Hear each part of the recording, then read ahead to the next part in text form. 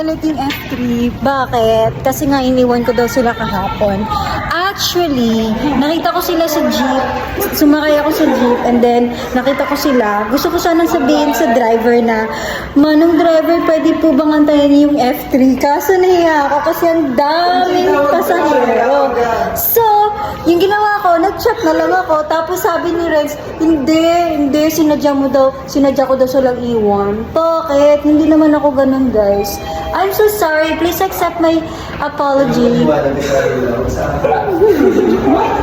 Guys, please accept my apology. Please. I'm so sorry.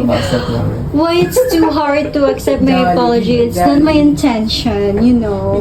Hindi ko sinabi yun. Hello, grabe siya.